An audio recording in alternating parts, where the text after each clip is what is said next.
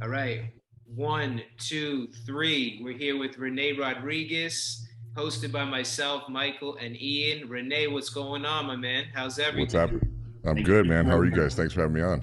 Come on, Oh it's a God, pleasure. thank you. Absolute pleasure. Pleasure's ours.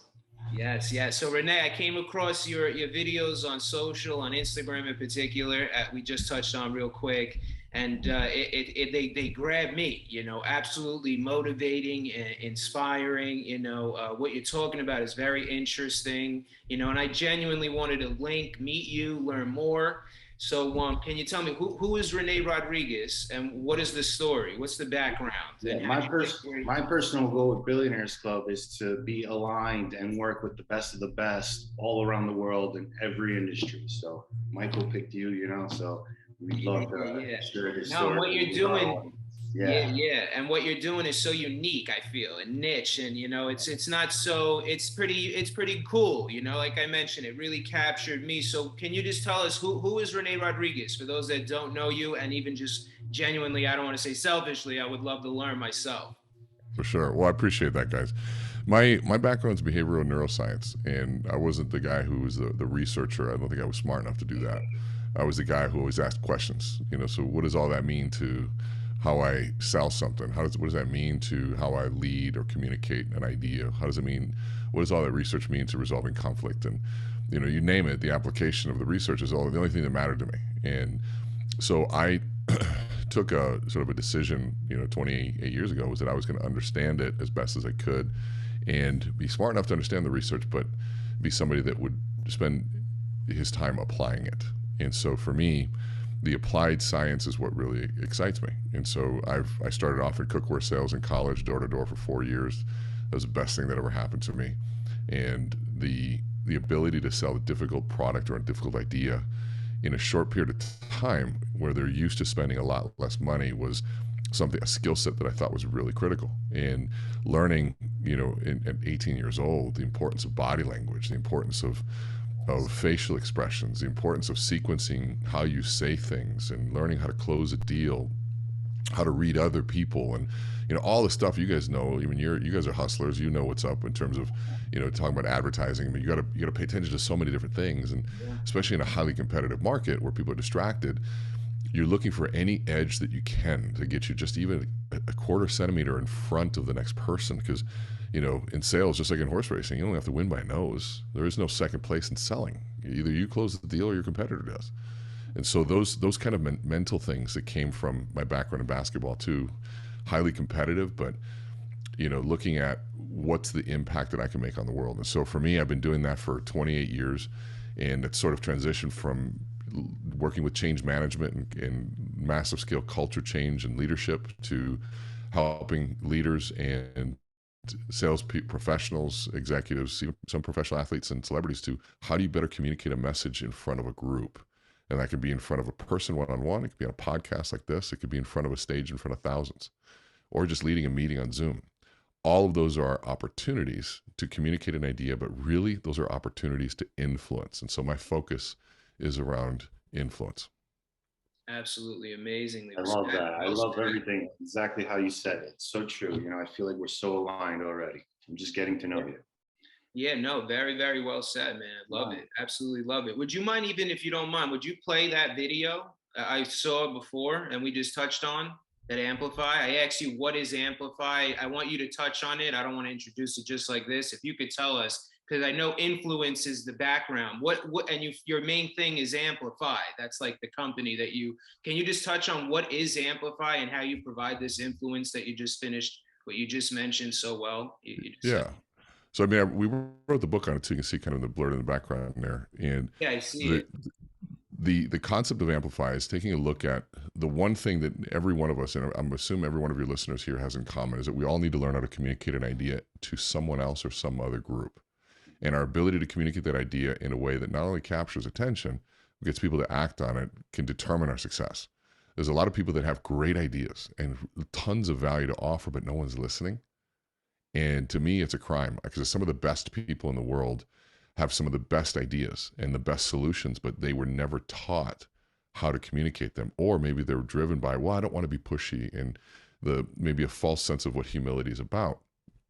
To Wow. me, Amplify is the collection of all of the applied research. How do you apply research from the areas of biology, neuroscience, anthropology, psychology, sociology, you name the ology, if you will, to say what are the best parts and what are the pieces that we can draw upon from even history, and how we can communicate ideas. And I think the first step is we have to capture attention. We're in a highly distracted world where everyone's spending billions and billions of dollars to capture our attention. Politicians need our attention to win elections. The news media needs our attention to sell advertising. Your spouse needs your attention so that they can feel fulfilled in life, right? I mean, like, our kids need our attention. We need our kids. I mean, you need your boss's attention, our customers' attention. It's all about attention. Yeah, literally. And so if we look at that, I said, I don't think we're in the age of information. We're in the age of attention now. Yeah. So I got to be able to capture attention first. And there's a whole science behind attention and how it works. You know, you've got, when you have a captive audience, that's a different way to capture attention than if you don't have a captive audience, like in social media, where you're constantly auditioning for someone's attention with every single post. And so it's fascinating to me to see the different applications of it. But that's what Amplify is. And we take people for 3 days, 12 people at a time, for an incredibly intensive, immersive boot camp experience where they're going through in front of the room and learning how to tell their story. I'm giving them incredibly intense feedback to help them understand how they look and feel on that stage. And with that feedback, they're learning self-awareness, learning this because they continued. We do what's called real-time feedback, real-time correction. That's co-learning. And so if they do it wrong, your forearms in, stop, start over. Not again, start over. Okay, you stepped forward, and your back foot, you step back when you said your most strong point, lean into the audience, do it again. And it can be extremely excruciating at first. And then you realize that you have that first sort of turnaround. You realize, okay, that's the best way to learn. And those audience are watching, they're learning based on the stress involved. And so it's a highly intensive but completely transformative experience that happens over 2.5 days. Absolutely amazing. Oh my God. You got me. I'm listening to you, right? Ian, I love this. It's always something I want to work on. Love this too, so yeah, it's fantastic. Keep sharing. Yeah, this is a beautiful, like, this skill. And, and I feel like I'm thinking of, like, the person, like, kind of in their brain, from their perspective, it starts to just connect, right? Like, wait, that step forward, when I lean in with this main point, it makes sense. And then this next detail they touched on, that made sense. And then over time, these little connections just start to just happen, right? And there's like a synchrony. And then they're able to just present professionally with confidence, right? And enthusiasm. Confidence, that's the key. Yes. Yeah. No, I hear you. And it's very interesting what you said, because it's ironic. I watched this Netflix documentary last night. I just had a baby about 3 weeks ago. Today, 3 weeks, baby girl. Right, congrats, man. So much. Yeah, when you said, the baby needs attention and this needs attention, I'm like, yeah, I know. Tell me about it. But I watched this documentary last night, and it was about babies and their attention. And there was, like, they were doing demos in front of a 4 to 6 month old, baby. And they would do, like, move the car on the road, and the baby's attention right away. The baby, you saw this? Yeah, would look to the right, or they would. Yeah, I'm sure you know all this. This is your focus. Yeah. No, but it's fascinating though. Yeah, I love that. Yeah, and then they had the car, and the road wasn't there. It was kind of like you'd see these viral comedians. They jump into a painting, and now they're in the painting, or whatever they do. I mean, not comedians, these viral content creators, rather. Yeah. The car would move, and then the road would disappear, and the baby was just staring. Like, how did that happen? The road moved. That's not supposed to happen. Yeah, and the attention was caught, and the baby was just staring at it. It's crazy when you touch on it in the way you do, because you have such a level of intelligence and experience and, decades of study, and when I hear it from you, you just emphasize the whole thing, and it's just so accurate, right, Ian? It's just like, wow. That's what we do. We help global brands amplify their stories all around the world, aligning with the best of the best. Yeah, so this is perfect. It's literally the slogan in the Billionaires Club. Yeah, amplifying stories. Yeah. Would you mind? Awesome. I know it's kind of like an ad, but I don't mind. It's our podcast. I'd love to play it. Can you play that again, or would that mess up the recording, that video? No, I can. I'm happy to play it if you want to spotlight me. Yeah, no, If you I'd follow love me, to you hear should it. play I it. love it. I think it's I honestly love it incredible. also. It's great. Perfect. I'll play it right now. The stage can be a scary place. All eyes are on you, judging every word that you say, every movement you make, just to see if you're going to add any value. And if you don't, well, you're done. But this isn't the only stage. Every meeting, every face-to-face interaction, every phone call carries the same pressure and the same consequence if you fail. Oh yeah, and now you have to do all of that virtually with less space, bad lighting, and horrible audio. And the expectations? Yep, they're still the same. What a lot of people don't understand is that everything that you do either contributes to or takes away from your influence. Your body language, facial expressions, voice inflections, sequence of language, micro expressions, timing, all of it is part of the equation of leadership. And I'm not talking about public speaking, storytelling, or even inspiration. All of those are a means by which we achieve what we're all here to learn, which is influence. On this journey, I'm going to give you the tools that I've gathered over the last 20 years and reveal the secrets of the world's most powerful communicators. You're going to learn everything from the neuroscience of influence to storytelling, even how to shift perception, which will literally change people's reality. I get this crazy question all the time if I know any Jedi mind tricks. Yeah, we're going to cover those too. One of the biggest changes we're all facing right now is that everything that we learned about body language has changed. When you're live and in person, you can see my hands move. But in today's world, that box has gotten a lot smaller, and we have to learn new skills. These skills are life-changing. The ability to tell your story and communicate an idea in a way that not only people will listen to you, but act upon what you're saying is truly one of life's greatest experiences. So no matter where you find yourself on this journey of influence, I promise you, this course will meet you there. I am Rene Rodriguez, and this is Amplify. Wow, I love that. That's How cool awesome. is that? That's my first time. Yeah. Yeah, absolutely awesome, man. Yeah, I love it. I love it. So let me ask you, pardon me if you touched on this, but what got you into this initially to 2 decades plus ago? For me, it was the search for my mother. She asked me 28 years ago. She's like, "What's the one?" Had me look in front of this room and said, "What does everybody here have in common?" And I couldn't figure it out. Trying to figure out where they were from, skin color, language barriers, whatever, culture. She said, "Everybody has a brain, and if you understand how the brain works, life becomes easier." And so for me, looking at the search for what is the most fundamental truth of all of it, because I love sales, I love leadership. Change is a part of everyday life. It is, you have to understand change in whatever business you're in. And all in communication is so critical. But what does all that have in common? It's the need to influence. And to me, influence, if you think about it, look at the opposite of influence. You tell a joke, or you walk in a room, no one notices. You tell a joke, no one laughs. You sell a product, no one buys. You cast a vision and no one follows. Like you start an account and nobody follows you. I mean, how does that feel? You feel insignificant because you have no impact.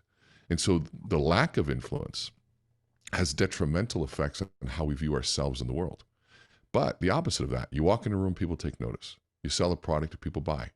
You cast a vision and people follow. And all of a sudden, you feel significant because you have impact. And so influence is about helping people create an impact on the world or really leave their mark on the world. We all need to feel like we have a purpose here. We all need to feel like we can impact the people around us, our kids, our families, our work, our job, our creativity, whatever it is. I want to feel like when I do something, the world is impacted somehow, even small. But somebody can smile back if I smile at them. Or somebody needs help, I can help them. Yeah. There's a solution, I can solve it. Like we all need that. It's inherent in who we are. And so influence to me amplifies that ability to feel impactful in the world and find our purpose. Amazing. We all need people like you. Honestly, it's a lot of people need that, and I do every day. I feel like I learn from people like you, and it's amazing. You really tap into what's like important. A lot. I feel like it's so overseen, right? It's Yeah. something that's very overseen, but not so much. It's very logical, so it resonates, and I'm sure it's amazing. It's very impactful what you're doing. Absolutely amazing. So I want to ask you, what is the day to day for Rene today? Because I know you do a lot of speaking. You did even a TEDx, right? As you spoke at TEDx on stage. Twice. Oh, you did even twice. Can you Yeah. speak on your speaking? Because the way you speak is awesome. I like I said initially, that's what really got me. I love the way you speak. It connected and resonated with me right away. So can you elaborate? Is that what you do? I feel on a day to day today. You do a lot of speaking engagements. Yeah, well, you guys are kind. I appreciate all the nice things you're saying. No, it's all love, honestly. Yeah, well, I appreciate it. Right now, it's a lot of travel, so I'm probably home. It's between 1 and 4 days a month these last few months, and so it's a lot on the road. We have an event here in Minneapolis, which is my hometown, Minnesota, today, which is kind of nice to be able to work here. But I leave again tomorrow morning for to be in, I think, Sedona for like half a day, and then jump on a plane, come back and go do another event, and come back and do another event. It's kind of there's a lot of events happening back to back to back, and so I think it's 15 keynotes this month and 3 amplifies. Amplifies are 3 days each over the weekend, and so it's intense. But what I've noticed is the only way that I am able to do that is I had to reprioritize my health as number one, and to get up and work out in the morning first thing, get in the gym 5 to 6 days a week in terms of weight training. Cardio has to be every single day for me. And I'm too big. I'm 200. I was 200. I was 300 and some pounds. Now I just weighed this morning 258 pounds. Lightest I've been in a long time. But what's crazy for me is the realization of managing my energy to be able to go out and kind of maintain a road schedule the way it is right now. It's health, but yeah, a lot of keynotes, a lot of podcasts like this. We have a studio here that makes it a lot easier, and we do a video a day on our Instagram. And so I record content, get it over to my team, and then they give me the hooks for the beginning of the pod for each one of them to record that. So I sit in my chair and I record hooks for a couple hours a week, and then that's my life. It's travel, the gym, planning foods around grocery stores, and speaking clients and podcasts. So. Yeah, I noticed. That's why when you say 15, I'm like, wow, this guy's at it. Like you're really constantly going and going, and that's what it takes, and you have something special to say, and something meaningful, and it's not so overstated. Like I said, it's something unique. I don't know. I don't see it too much talked about, So it's spoken about here and there, but in the way in which you correlate it, I feel is definitely special. So that's interesting to know. Can you share, just over your years, not to put you on the spot, anything that's very like valuable or something like amazing? I'm sure there's so much, of course, but 1 or 2 things maybe that come top of mind that you were like, wow, through your studies, like through the neuroscience or anything at all, like that's pretty crazy, or that's pretty interesting. Sure. What's interesting right now, I don't think a lot of times we think that life's about the pursuit of happiness. And I don't think that's the case at all. I think that happiness is not the goal. I think happiness is a byproduct of things that we get from time to time, but happiness is very short-lived. Most of life is a struggle. Most of life is a grind. Most of life is somewhat suffering. I mean, think about it when you go, think of the goals, the success you guys have had. Did you have to sacrifice? Did you have to put in hustle? Did you have to face fears? You went to the sales. I mean, you're going door to door. You're going to get rejected. Yeah. All that is suffering. That is all grind. That is all difficult. None of that is happy. That doesn't mean it's not enjoyable. Yeah, you enjoy the journey along the way. You have to. And you've been posting every day for 10 years, every single consistently, day. Right? Consistently. Yep. And the days you didn't want to, you still did it anyways. Yes, and that to me is so that, and why do you do that? It's not because so you can be happy. You do that because somebody on the outside says, you know what? Hey, thank you for that post. I needed that. You do that to be in service of other people.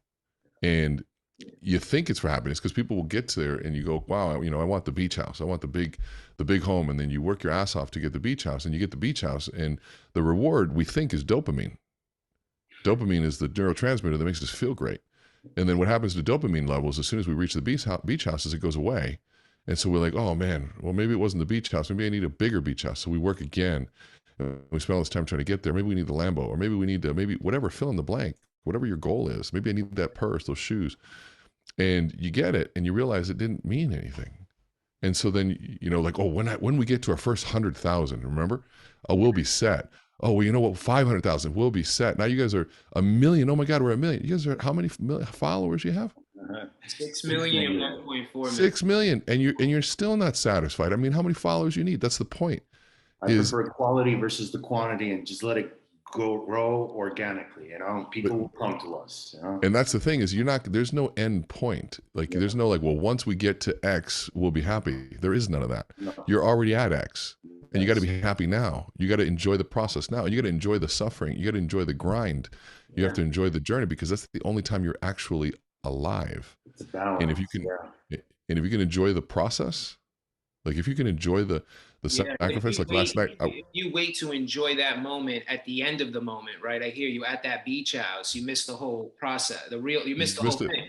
Yeah. And then you're already searching for the next beach house because you can't even enjoy it. Yeah, it's a constant. Yeah. So that's what I feel that you found that to be just very readable and very obvious. This is what's going on, you know, from your perspective. That to me is it's at the core. And I think, you know, we try to help people. We try to get our kids to avoid suffering. We try to protect them from suffering. Look at both of you. You guys didn't have anything handed to you. You had to work your butts off for it. And I can tell that you guys are hustlers, and I can feel the vibe that you guys are out there grinding every day. And that wasn't handed to you, and you had to suffer your way to that to be able to be where you're at. And that's a beautiful experience, to be able to have the opportunity to grind and suffer through something to build up who you are. And you get to know who you are because it's through the suffering that we learn the most about ourselves and what we're capable of. And if we can really, really tap into that, tap into the struggle, you learn really what life's about. Amazing. You get comfortable with the dark. You know, that's basically what happened with both of us on our own journeys. He's based in Miami, I'm in New York, and we would be up late nights the beginning years. So I was up to like, you know, 2, 3 in the morning for 400 nights building my company, you know, initially, you know, getting comfortable with going past that, you know, that zone, you know. Yeah. Out of the comfort zone. But yeah, 100%, you know, and I appreciate the kind words, you know. If you're comfortable, you're not growing, you know. Growth absolutely. In that and then you get so used to the journey of going out, you know, calling, getting on the phone, doing Zoom, putting yourself in environments that allow for growth. You know, this is what you get addicted to. You know, being in that zone, you know, it's amazing what you obviously do. Can you touch on the TEDx, you know, speaking? Like, that's amazing. It's something I look at like amazing, like the whole thing. Yeah. Well, I spent 4 years trying to find a TEDx talk. You know, I'd take an hour every Sunday and just start applying. And I made that goal, start applying every Sunday. And I realized that they're all booked out. There's just no way to get into it. And it just kept going. And I spent 4 years doing that. And then finally, you know, I even start searching, you know, random countries like in Africa, in Zimbabwe, you know, and say maybe there's a TED Talk and get there. Cause I really wanted to get on that stage so badly, and nothing, just no responses, no nothing. And finally, like just out of the blue, I get an email from my son's high school, which was 2 miles away from my house.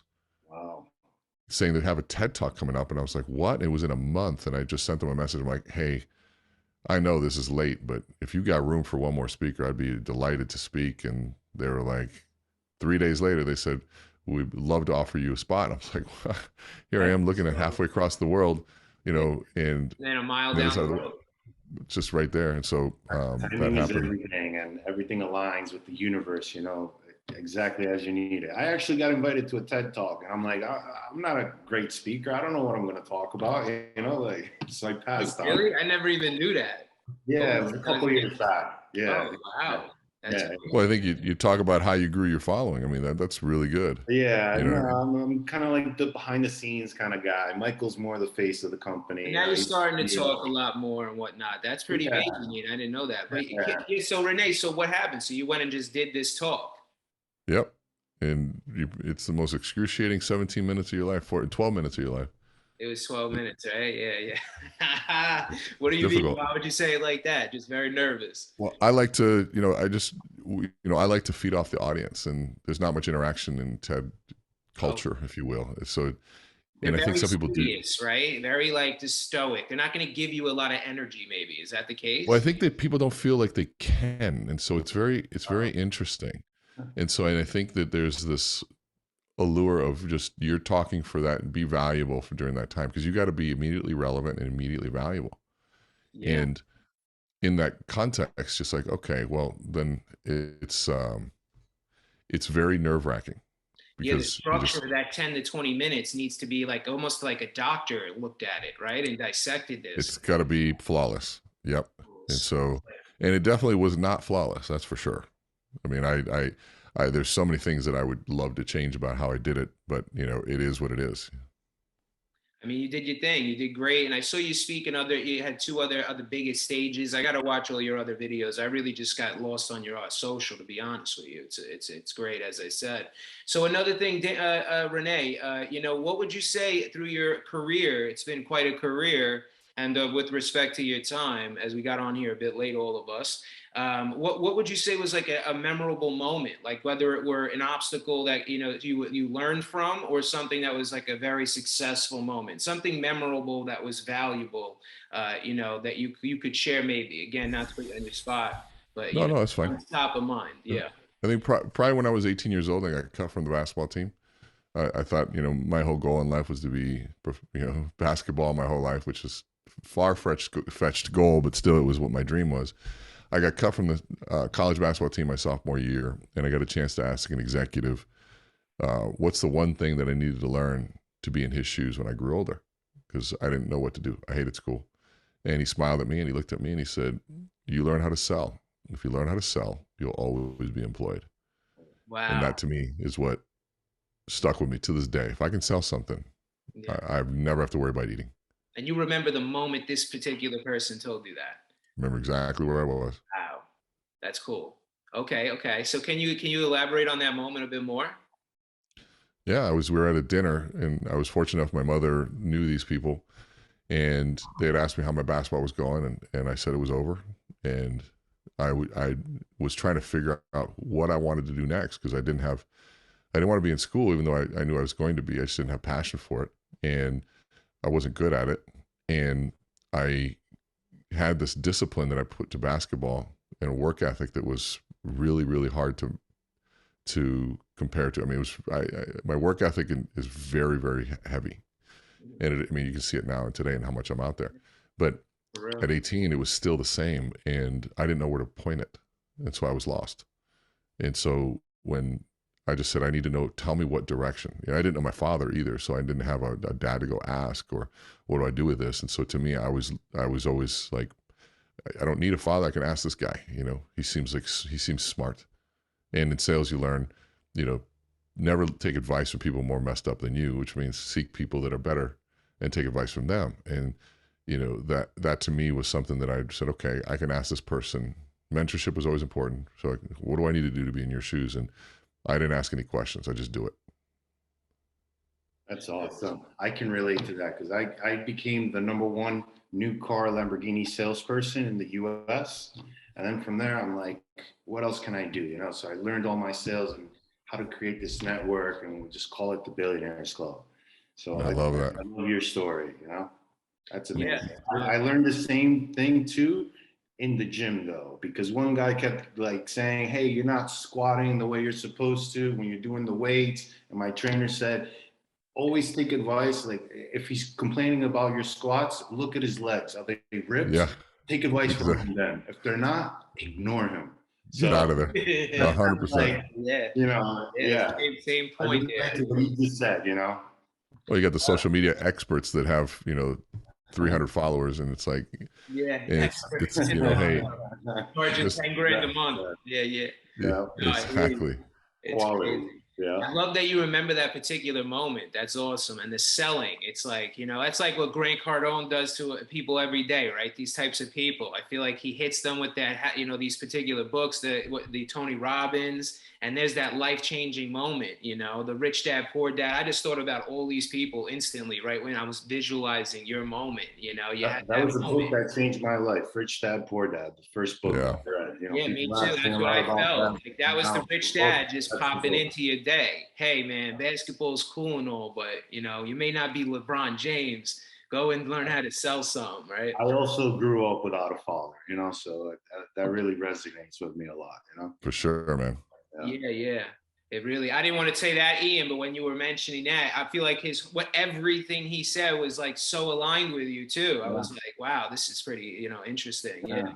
But yeah, Rene. So aside from that, I'd love to ask you, just to flip the page a little bit. I ask everybody this. It's quite interesting. I love what everyone says. But what is like Rene's morning routine? What's the morning routine to you to be so driven on your passion now for 28 years? So focused. You're doing 15 shows a month, every other day or something like this. You're posting every day on your channel. All of these things. How do you stay so driven? I feel this is something we all need to, right, stay, get alert on. Well, I always had the work ethic, but I didn't always have the structured routine in the morning. And, it's been more and more important to me, not more important, it's become critical that, my routine in the morning stays the same. It's making sure my morning routine actually begins the night before, getting to bed early. Okay. Wow. And if you want to get up early, you need to go to bed early. Yeah. To me. And I used to be the guy that says, I only need 3 hours of sleep. And I did that for years. And to be honest, I look like shit after that. My face, you could see it in my face. You did for years. Oh, years. And I was proud of it. I was proud of it. I was destroying my body. I was destroying my hormones. I was destroying my sleep cycles. I was destroying my ability to grow, my mental capacity. I was growing. And it just, the work. And then I realized, I'm like, you know what? No, I need 6 to, if I can get 7, it's amazing. 8 is a blessing, but I won't get that. 6 to 7. 7 is the goal. I would stay up late, but sleep till late, like 10, 11. If I stayed up till 3, 4, I'd be sleeping till that late. You don't sleep that, you just get up at 3 hours later? Yeah, there's no, but the morning, to me, the morning is, I learned that my best conversations happen in the morning, because if you're up early, there's CEOs that I know that'd be like, there's no time, but if you're up at 5, they're up too. Yeah. And you have conversations. There's a very special club. Time you're getting up, 5 a.m. Yeah, 6 o'clock probably closer now. 5:45, 6 o'clock. Sleep, like generally, just I'm curious, what, like 10, 11, 9, no, 10? No, in bed before 9. 8, 9. Oh, okay. Yeah, and so it doesn't even mean that I'm falling asleep, but I'm in bed. I'm headed my way towards the bed at 8:30, 9 o'clock, and your whole body starts kind of winding down. Right? That's the first step, like, to that next day, just working. If you're in bed by 8:30, you're in the right direction already for tomorrow. Yeah, and noon comes along, and you've done more by noon than people do in a week. It's like, because there's no distractions. Literally. And it's just you just get shit done, and your energy's there. And if you can get a workout in the middle of the day to reset, it's like you work 2 days in a day.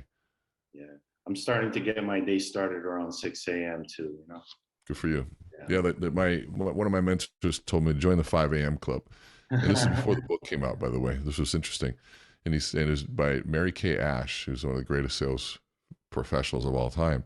And she says, just join the 5 a.m. club. And the 5 a.m. club is, you get up at 5, from 5 to 7, you do all your paperwork. And you know how much paperwork you can get done when no one's calling and texting you? She said, all of it. Yeah. In that first 2 hours. And then from 7 to 8, you eat, right? And then from 8 until noon, it's client time. You're selling. You're just selling. Those 4 hours, you're out there facing the client, selling. Noon is lunch with your top salespeople. She had this big banquet ballroom. All the top salespeople would just eat with her every day from noon to 1. And then from 1 to 3, chairman of the board time. Looking to the future, 3 years, 5 years out. Planning, being the CEO, home at 3 o'clock every day. And that was the 5 a.m. club. And if you join the 5 a.m. club, you're just so much more productive. Those 5 days worth of work in one day. I love that. Wow. Yeah, I get up early, like 6:30. Now with the baby, the last 3 weeks, it's been a little crazy, but yeah, I want to get to that 5 a.m. I was on it and off it, but I never consistently could stay with it. But other than that, Rene, with getting up early, what would be the next things in the morning routine that you see that's you're very consistent with, like you said? Well, I think the research shows if you can just get your body moving in the morning, you get everything happening. I mean, we're performance vehicles. Like if you had a racehorse, $1 million racehorse, would you let it smoke? Would you let it drink? Would you feed it shit food? Would you oversalt it? No, you'd treat it like $1 million racehorse. And that $1 million racehorse is going to make you money, but we are way more valuable than $1 million racehorse. So if you start thinking like that perspective, okay, well, what am I doing to myself? And stress is a big component. So to me, the way I start the day is critical, and making sure that you are doing those things. And, to me, I don't like to think too much. I like to take the thinking out of doing. And so my routine around, like, I have 3 eggs. I have 5 egg whites and 3 whole eggs and avocado in the morning every day for breakfast. And just don't even think about it. Just make it, eat it. And if you can really plan out what you're feeding yourself, then it just makes doing other productive things better. And that means, of course, there's time for celebrations. There's time for eating with clients, but I had to rethink all that. It's not the celebration. It's not the only way to celebrate. There's lots of ways to celebrate. I love it. So you have this set morning routine, preparing it before the day starts. You have you wake up, you get up early, you have your breakfast, and you grind. I hear exactly that's what your routine is right there, right? Yep. That's amazing. Do you even stop around the 3 p.m., 4 p.m.? In the morning too. No, I work longer than that. And it depends on the day. So but, that was a schedule you were referencing, was that particular person, right? But do you that was Mary Kay. do you do basically But if I need time with my kids, I'll do it. But right now my kids are mostly grown. I've got one younger one. But this time in my life is really about taking and bringing this message to the world as much as I can. Yeah, you're focused. Lastly, Rene, can you touch on your book? Can you even show us the book if you don't mind? I think I have a copy here. Yeah, because you're killing it right now with this book. What is some of what's going on with this book right now? I know you touched on it with me even just before privately. Well, we hit number 2 Wall Street Journal bestseller, USA Today bestseller, Publishers Weekly bestseller. We are now currently still number 1 business communications on Amazon. We're top 300 books and all Amazon books and the millions of books that are there, which is kind of cool. Amazing. And so the book is taking off. You advertise this book, right? It's like not even like I didn't see you didn't advertise it. No, we do doing what it's doing. Yeah, that's what's so exciting is that it's we did a campaign to get the bestseller list and things like that. That was a structured campaign to really do it right. And then I just went off speaking, and that sort of continued to grow. And then we released our Audible, which has been really, really powerful. I think we're like number 2 in some lists, ahead of, right next to 7 Habits, even ahead of 7 Habits on some books, and some really cool lists that we're part of. I think. I'm more an Audible book kind of guy. Yeah, the Audible's good. I mean, it took 25 hours to record the thing, but yeah, 7 Habits is number 1, Ed Milet 2, Think and Grow Rich 3, Master Your Emotions 4, Discipline is Destiny 5, and then we're number 6. Wow, that's quite a list. That's Ed Milet, I love him. List. Oh. Yeah, and then our Audible is number 146 in the country. Wow, crazy. So yeah, that's cool. Ian and I, we're gonna get his book. We'll get his book. I want to read it. I will do the Audible. But yeah, I have to do the Audible. Yeah, we appreciate you, man. There you go. I love it. There it is. Appreciate you, my man. Thank you, Rene, for coming on today. Absolutely. Appreciate you guys. You're quite a guy. Amazing. I can't wait to stay tuned with you and keep learning more and keep this going, man. I see the passion. I feel you're doing it for all the right reasons, of course, only. And we're so happy to support you, man. So keep doing your thing. Very happy. I appreciate you guys, man. I really do. I appreciate it. Keep doing what you're doing, and congrats on the success. Likewise. Likewise. All right. Love, Rene. Thank you. Thanks, guys. Anything you need, let us know. Thank you. Love. Thank you for watching this episode. We upload a new episode every Friday at 5 p.m. EST, Eastern Standard Time. We as well greatly appreciate those that have subscribed to the channel. We appreciate the love and the support. Lastly, if you've missed last week's episode, tune into the episode right here.